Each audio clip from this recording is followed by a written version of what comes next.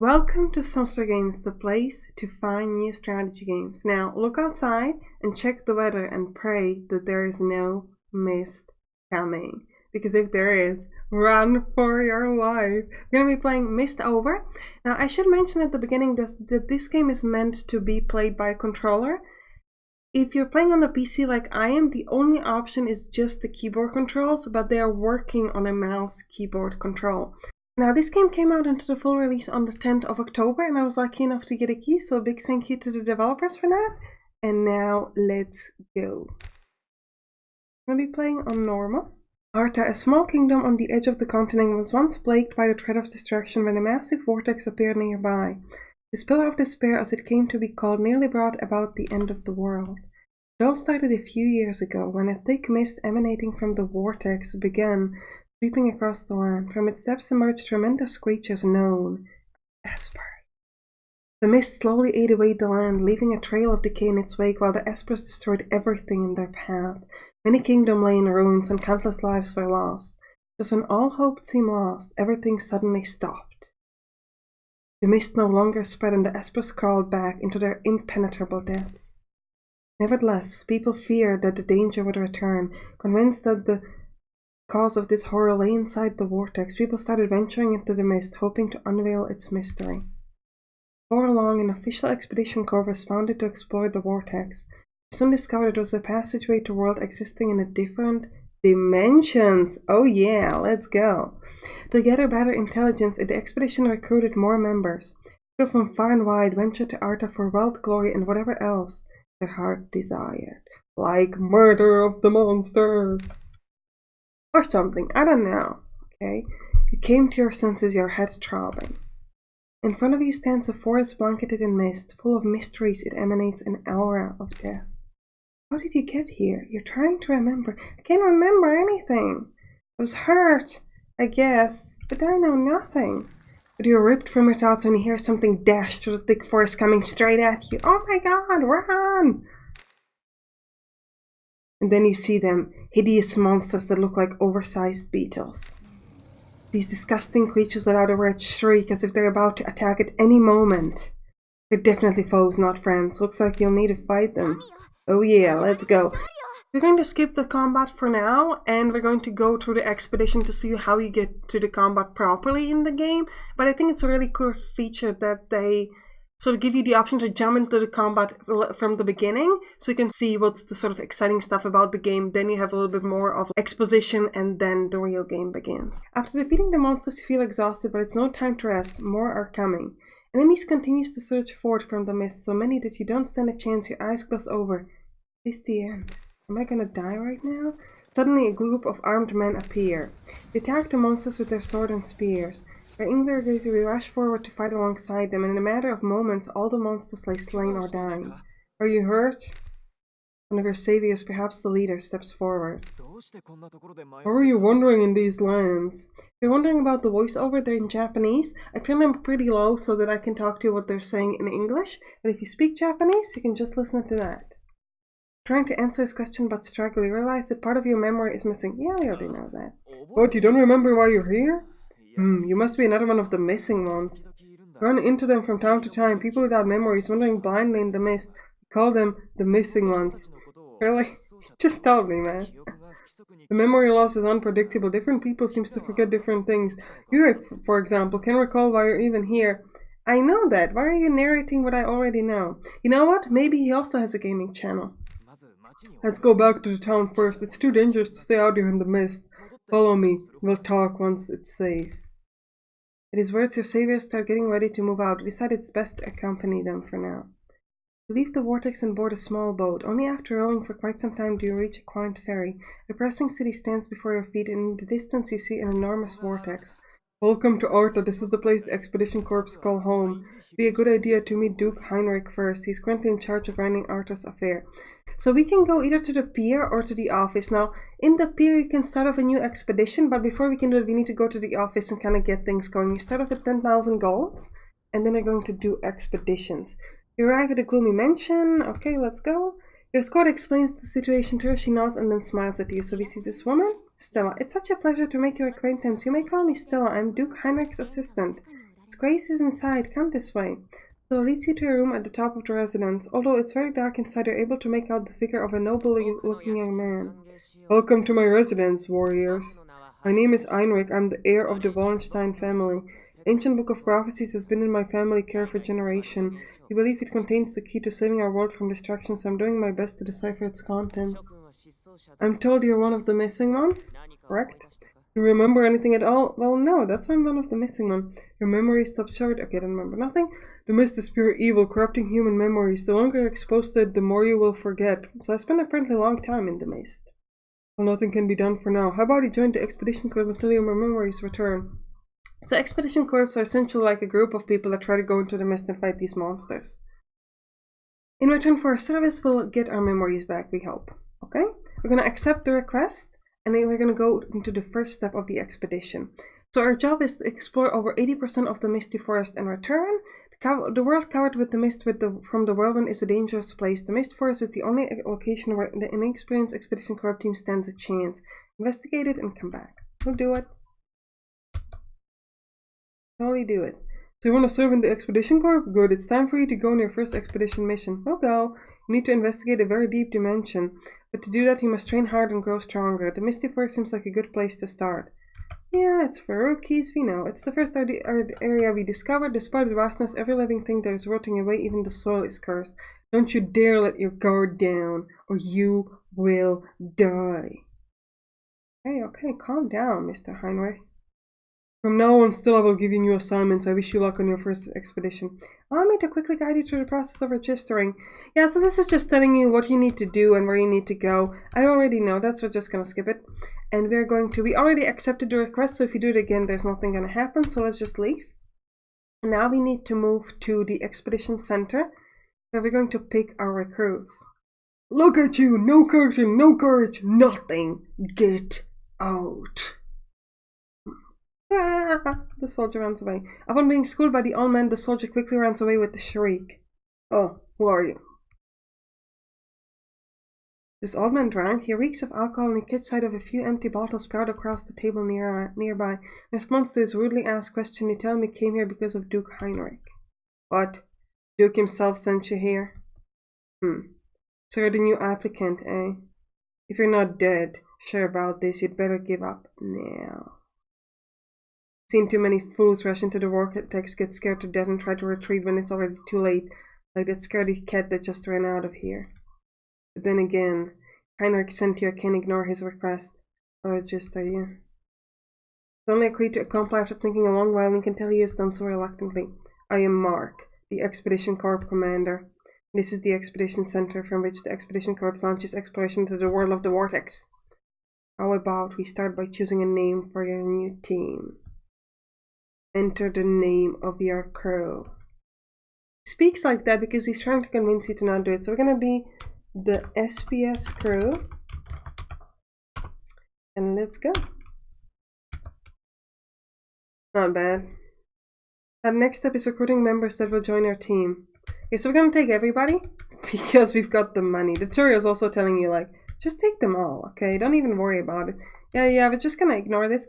I will tell it to you myself. So essentially, here you can see the skills. I'll talk to you more about the skills when we are in combat because I feel like that makes more sense. One thing I should mention here is that some of these people, like the paladin, have special abilities that you can use during the expeditions. For example, paladins are able to destroy obstacles, which is really, really cool. So we want to make sure that you have some of those. Also, certain abilities require being near to other specific classes. For example, there's an ability that can be only used if you have a paladin next to you. So that's going to be important when you create your positioning in combat. Again, I'll tell you more details about it when we are in combat. Looks like you're all set. You haven't changed your mind, have you? Of course not. Yeah, you have no idea what will be coming. That's fine. I'm just gonna skip through this a little bit because I want to get to the combat. Okay, so yoo-hoo, I'm back. What a nuisance. Hey Lenny, you're not roaming around causing trouble again, are you? That's rude. I didn't lose that thing on purpose. Come on.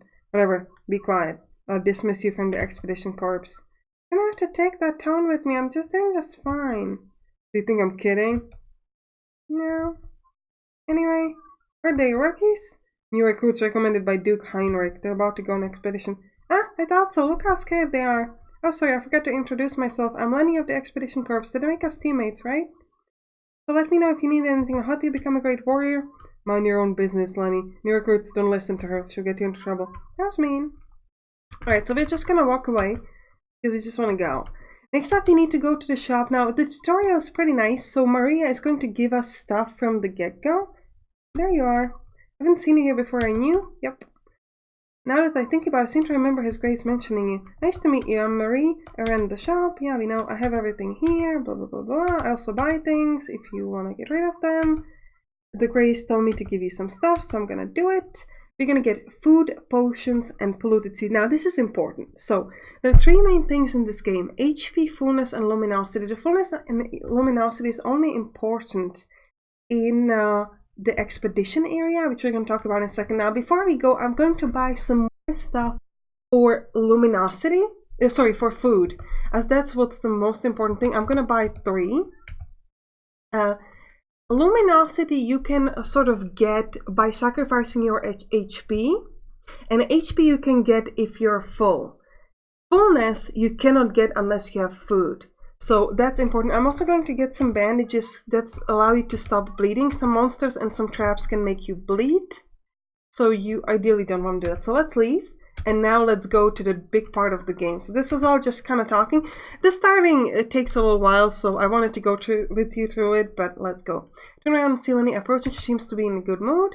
You're the new corpse I just saw at the expedition center. Are you going on your first bit expedition? Probably so excited. Do you want a piece of advice? There's an all saying it's better to run away than die. So essentially she's just telling you, like, you know, if you're worried, run. You can leave the expedition, but you lose 50% of your loot. So it's better if you just don't. So let's go. Tutorial is just telling you stuff, blah, blah, blah, blah. Dungeons have different names. You want to make sure that you pick the right one. It's also going to tell you about different difficulties. You only have 1 option, but later you can, So here we're supposed to go to the rotting forest. We have some other options, but it changes the dungeon side and also the monster level. So we want to go to the easiest one, which is the one we're meant to go to. So the rotting forest. Let's go. Okay, here we can pick our formation. Now this is pretty important, so let's do this. We're going to skip the tutorial again because I can tell you by myself. So we have 3 options here. This is similar to, I guess, the way Darkest Dungeon or Ertel's Lord of the Dead work. However, instead of having just like 1 row, you have 3 different rows. Your enemies are also in 3 different rows on the right here. And then you need to place, when you're placing your people, you should be looking, you can see over here with the white and the red, what kind of abilities they have in different options. So we can see that Veronica, who is a class of a sister, most of her abilities work if she's in the middle or the back row, but she also has some stuff in the front row. As compared, for example, to Lise, who is a witch and has nothing in the front row. You can also click into the details and learn more about her abilities. But we're going to talk more about it in the combat, so that's pretty important. And on the right, you can see what, like, the positioning of the enemies that are the best for us. So, for example, Liz can attack enemy wherever, but Galahad cannot attack enemy if they're in the back row completely. So, first thing I'm going to do is I'm going to place Liz over here. And we're going to move elsewhere and place Azira, for example. Here I'm going to be placing... Let's place Sakun. In the front we'll place Galahad. And over here we'll place Veronica. However, if we place Veronica here, she cannot use her punishment ability. And the first ability is always important. So actually I'm going to remove her. And I'm going to be placing you forward. And the reason for that is that the first ability is more important than the others. Yeah, for the simple reason that you have this sort of like something like mana or stamina, I guess. And all the other abilities usually require stamina to work, but the first one does not. So you want to make sure that you always have an option to use the first ability. So we're fairly happy with this. We can always change it later. And next up, you need to make sure that you put stuff in your inventory, in your bag, towards the expedition. So we're going to take our expedition bag and put some stuff in it. I'm currently going to put everything in it. everything I have. However, you might not always want to do it, because if you leave the expedition and you have some stuff left, it becomes polluted because it sort of went through the mist. So you don't always want to put everything there, but for the sake of sort of showing you, for the sake of being ready, I'm just going to put everything in there. Now let's go. So let's go to the expedition. Now on the we don't want to go to the tutorial because I can tell you myself. So this is the expedition. You can click on the S to see the map. This is the whole map. We currently only see very little on the right bottom. And we can move around. Now you want to make sure that you have the right person leading. So you want to make sure that you have the paladin, ideally, which I currently have. I think Galahad is our paladin, because they can destroy obstacles, other people cannot. On the right top, you can see my fullness, which is the red thing, and my luminosity, which is the yellow thing. On the left, the red thing next to each person is their health, and the blue thing is kind of like the stamina / mana, which is going to be used in combat, not otherwise, but the red thing is their HP. And the way this works is that the luminosity, the yellow thing on the right top, determines how much around myself I can see. And the red thing is the fullness. If you have positive fullness, you sort of restore your HP every turn. So we also have the C option here to crush obstacles because we're a paladin. Now below me is a flower. You can go towards the flower and sacrifice some of your HP to increase luminosity. Increases your luminosity about 280, so you don't want to do it unless you need to. Every time you move, anything around you, any kind of enemy can move as well. You can move diagonally, which is what I'm going to do. I'm going to move down here. Now we can't move now because diagonally again because there's an obstacle, so we're going to move like this. Now you can move through bushes, that's not a problem. And essentially you want to explore, you want to try to find keys and monsters. And if you find keys, you can then use them to go to different chests. So I'm going to move up and I'm going to crush this obstacle around me. Because I can, so far we have a monster on the right. Now on the up top, what you can see is actually debris. You can go to the debris and try to attack. Now I'm going to move to the right and try to attack the monster. Yes, so we attacked first. That means that we get in the initiative and we can go first. If they attacked me first, it would have gone the other way around. Now, you can see on the bottom the initiative order. So I go, then all my enemies go, then my other characters go. Now you can click on your skills and you can see what kind of skills I have and which kind of skills I can use. So currently the only thing I can use is the flash stash. Because this is a special character, it doesn't have the sort of mana / stamina like everybody else. It has this sort of tiers that you can see under its health bar. And in order, you need to get the tiers, which you get by using the basic attack, and then you can sort of spend them to use the other attacks. All the other characters start with their sort of stamina / mana thing full, and then you use it up, but this character starts with nothing. The tiers, or whatever that is, remain between combat. So we are going to use the flash stash, which does 100% damage equal to my attack on an enemy. We're going to use it on this guy, for example, and hit him for 28. Okay, then all the enemies will go. You have a chance to evade, you have defense, you have speed, which determines, actually I can just click analyze status and talk to you about it, details. So we have a hit, which is like hit chance, critical chance, evasion, and speed. I'm not sure what the GRD thing is, I'm sorry. So essentially the speed determines when you go, and evasion gives you a chance to avoid attack and stuff like that. So we are going to pick some more attacks here, sorry, like that. So skills. Now what I like here is this Frostbind, which does 150% chance attack on one enemy, lowers their evasion and lowers their speed, which means they'll go later. However, there's another pretty cool thing, which is this cross attack, which you might think is pretty great because I can hit across the 3 out of the 4 guys. But one thing to watch out for with the cross that I'm actually going to show you is that you can't place it on like no enemy. I'll always have to pick on one specific enemy, so I can't put it in the middle to hit the 3 guys. I can only hit these 2. So, but instead of doing that, I'm actually going to go back.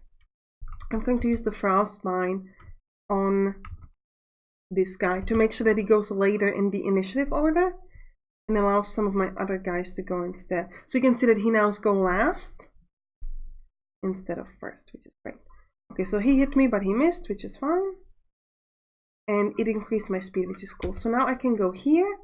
I can use a Holy Smite, Divine Hands, which allows me to heal myself. I don't need that. Shield Shock, inflict damage equal to 80% of your attack on one enemy, 80% chance of causing stun. So we're going to try that again on the one guy. We can actually only hit the guys in the front, which is not that effective. So let's do Holy. We could also use a Shield Bash, which would move them forward if we wanted to. So we could use that on him. So if whether you want to use that is you would want to analyze the enemy.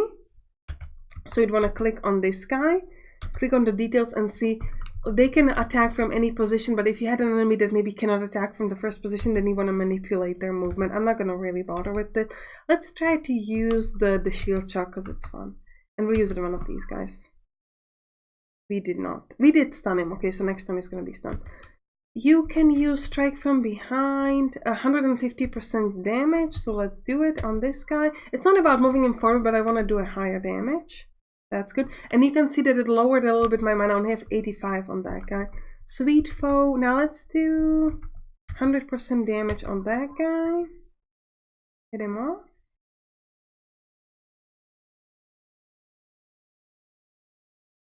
Okay. Here we could use another Frostbind, so I'm going to use it on one of these. Well, actually, we could just kill off this person, right? But now let's browse this guy, so it goes later in the initiative order. And this guy was stunned, so he can't do anything. The other guy is going to hit me, which is fine. And he's also switched me into more forward position. Let's use Flash Attack to finish off this guy if we can. 29 perfect, he's dead. And we got a lot of new tiers. We move forward one tile. Do we really want to move? Let's try to use more stunning on this guy, because if we could stun him... Oh, he did some reflect damage. That's interesting. We didn't stun him, but if he did, he wouldn't have hit us this turn, which would have been nice. 150 damage is always better, so let's use it on that guy. Here we could heal. We don't need to heal, so let's use... I'm gonna keep trying to stun these guys because didn't quite work out. Well, actually it did. Great. So he did nothing. That guy hit me for 64. Okay, we might need to do some healing here with my healing person. Let's do it. You cannot heal. Okay, we have on enemies in one row, so we could hit both of these guys. Let's do it. Right. You can use a Frostbind. Let's just try to kill this guy. Perfect. You could use a Swallow counter. Now let's use a Flash Slash on him. Should be able to kill him before it's his turn. Or we could heal.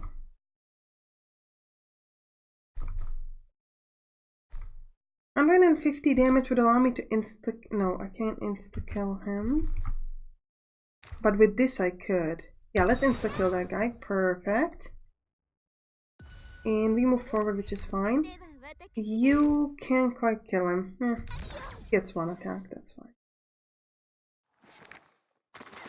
You don't have to, like, you should heal, but you don't have to worry that much about healing.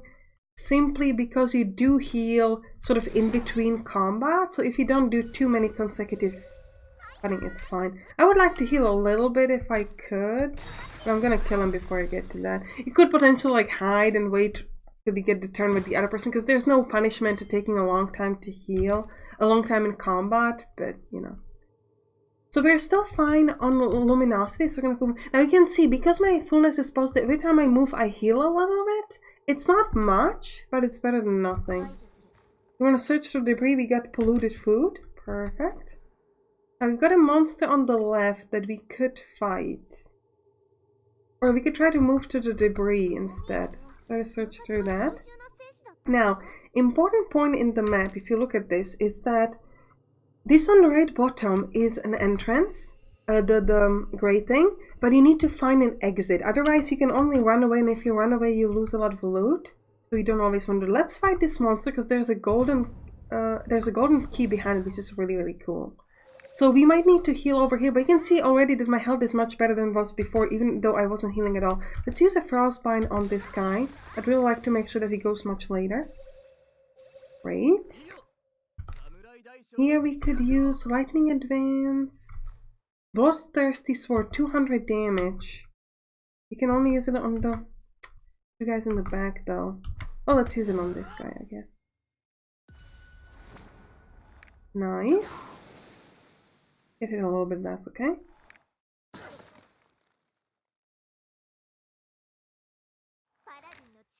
Next up, we've got a shield shock on this guy. If we could stun him, he's not gonna have a turn at all. Yeah, perfect. He will use a strike from behind just because it does a bit higher damage. And next time we can just kill this guy with a basic attack if needed. So let's just use this. I could heal though. I could heal of all party members. Let's do it. Overflowing love on everybody. And you can see we can heal up pretty nicely. So like I said, healing, not a big deal. They do have attack on multiple enemies, so that's something you want to watch out for, but it's not that big of a deal. I'm pretty happy with my people. Flash Slash to kill off this person. Or monster, I should say. Flame Spiral does give you continuous damage, but I think I'll just go with the Frostbind as usual.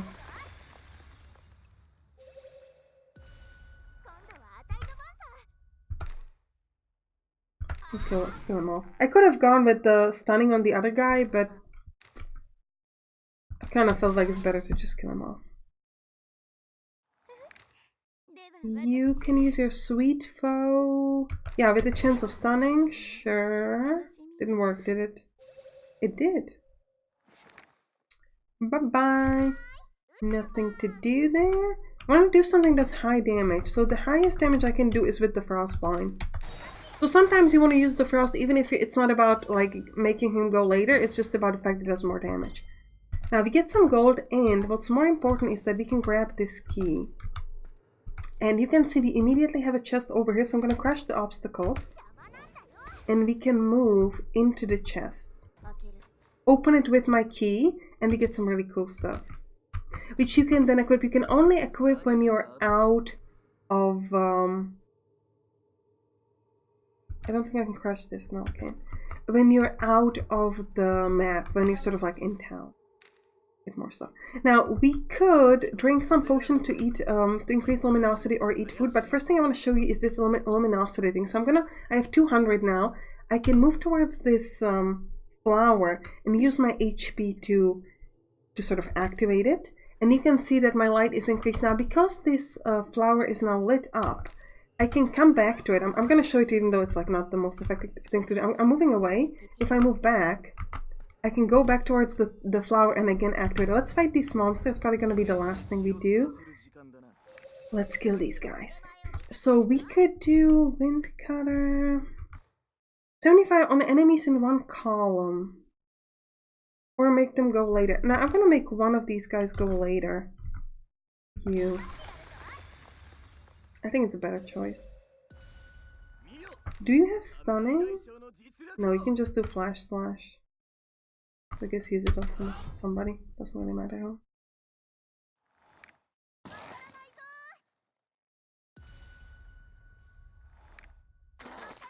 Alright, they keep missing, which is quite nice. Oh, this guy hit. But again, not a big deal. We'll go with the Shield Shock on you. If we can stun him, he won't have a turn at all. Perfect. You try to strike from behind that guy? Switch them up? You could use a cross now on the stunned guy. Or Sweet Foe. Let's use Sweet Foe on him. Because we have a better chance of killing the guy with the 68 HP. That guy's stunned can't do a thing. Then I am going... And I'd like to use the cross attack. Oh, you are not... Yeah, you. On this guy. Hit them all up. It won't kill them. Oh yeah, it actually, I got a critical, so I did kill him. That was pretty. And throw some acid, do what you want. It's awesome. Last guy is stunned. Not gonna do a thing at all. We need to move myself back. I can't, can I? I can. So you can change positions, the formation in between combats. So, for example, we'd want to move her backwards because the way it's positioned now is really not effective for us. Because she can't use any of her abilities, even though she has the tears to use it. A strike from behind does more damage, so let's do that. Move them all up front. We unfortunately have nothing to hit multiple enemies here, which is a bit sad. So let's use the sweet foe on this person. Yeah, since we didn't manage to kill him, at least we could stun him. That can hit me for 17, which is absolutely nothing. Flash slash to finish him off. Right. You use Divine Hands. Oh, can you only use it on yourself? And no. Shield shock on that guy, for example. Sting on this one. Dead. Punishment on this guy, and we got one more attack. He's stunned, so we essentially get a lot of attacks. But... so we could be, you know, trying to heal up, but again, not necessary. Okay, and we get our little reward. Now, we have actually found exit here. So if we wanted to, we could just leave the expedition. It's probably not effective because if you look at the map, we didn't really explore enough, so we don't want to leave just yet, and we have enough potions to increase fullness and stuff. However, I am going to do it because it's time to end the episode anyways. So if you leave the expedition, you can see that your people are now, like, you know, get XP and level up. Next up, you can see that all the things that I haven't used up are polluted. Again, it would not be effective to do it if you're on Let's Play. Next up, we get to the Doomsday Clock, which is this. So, depending on how well you did in the mission, if you explore enough, the Doomsday Clock doesn't move. But if you did some stuff, like, for example, I didn't open all the treasure chests, a lot of monsters remain, the Doomsday Clock gets closer to the end, and the closer it is, the closer it is to the end of the world. So we want to make sure that you do not leave the dungeons, like, too soon. And stuff like that, you know, so just like... so I think it's a really cool feature that you can kind of see when you... and then you can get back to town, and if you had enough experience for your people, then you can level them up. Again, not happen for us because we'll have to wait too soon, but just so you know. And if you finished your goal, like did explore enough of the forest, you can get some rewards from that and stuff like that. Or let me know if you want a longer Let's Play on my second channel, and you can click on the right top to watch Hostile Takeover, or you can click on the right bottom to watch Dead Monarchy. I'll see you there. Bye bye.